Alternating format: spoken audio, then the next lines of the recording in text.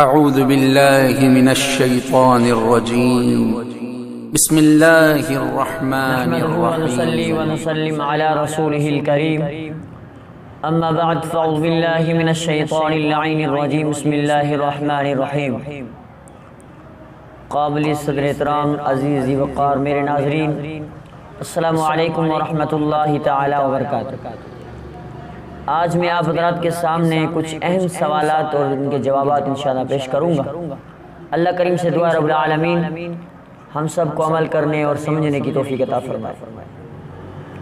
ایک سوال ہوتا ہے کہ بھائی کیا ہم گریج کا کام کرتے ہیں یا پھر ایسے کوئی کام کرتے ہیں یا کوئی کوئلے کی کھان میں کام کر رہا ہے یا پھر ایسی جگہ پہ کام کر رہا ہے کہ سوال پیدا ہوتا ہے کہ ہمارے ناخنوں میں بہت سی گندگی جمع ہو جاتی ہے۔ صاحب سوال کرتا ہے کہ کیا ہمارے ناخنوں کے اندر جو گندگی ہے اس گندگی کے موجود ہونے کی وجہ سے ہماری وضو کے اندر خلل تو نہیں ہوتا، ہمارا وضو ہو جاتا ہے کہ نہیں؟ بھائی اس کا جواب یہ ہے کہ وضو ہو جاتا ہے، مگر ناخن کو بڑھانا اور ناخن کے اندر گندگی ہونا یہ خلاف سنت ہے۔ بعض لوگ ناخن بڑے رکھتے ہیں، یہ خلاف سنت ہے، سنت کے خلاف ہے، کیونکہ حضرت ابو ہریرہ رضی اللہ تعالیٰ سے روایت ہے کہ نبی علیہ السلام نے فرمایا کہ بھائی جو ہے نا ناخنوں کو بڑھا دینا یہ خلاف سنت ہے۔ پھر ایک سوال کرتا ہے کیا وضو کرتے وقت عورت کا سر پر دوپٹہ ہونا ضروری ہے؟ کیا دوپٹہ ہونے کی وجہ سے جو ہے نا ان کی وضو صحیح ہو جاتا ہے کہ نہیں؟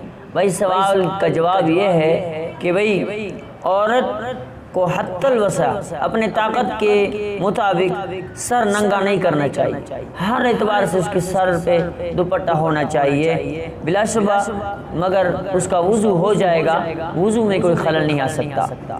اور ایک تیسرا سوال ہے کہ بہت سے لوگ دانت نکلواتے ہیں، پھر شوقیہ طور پر جو ہے نا وہ مصنوعی دانت لگاتے ہیں۔ کیا بھائی ان مصنوعی دانت نکالتے وقت ہو جس منہ میں وضو کرتے وقت کیا یہ مصنوعی دانت موجود ہوں، کیا ان کو نکال کر وضو کرے یا پھر ان کی موجودگی ہونے کی وجہ سے وضو میں کوئی خلل نہیں پڑتا؟ کیا آپ اس کا جواب دیجئے۔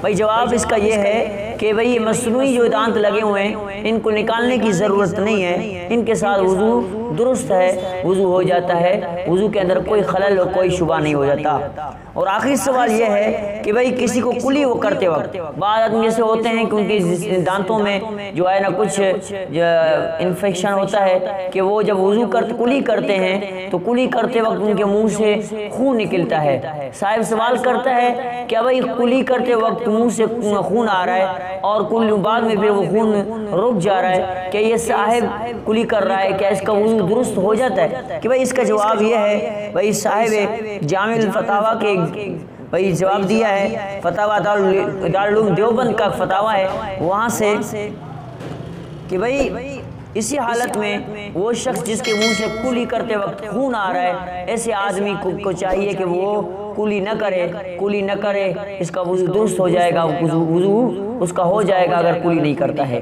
عزیزان ایمان، ہمیں تمام مسئلوں کو اچھی طرح سے سمجھنے کی توفیق عطا فرمائے۔ اللہ کریم سے دعا رب العالمین ہم سب کو عمل کرنے کی توفیق عطا فرمائے۔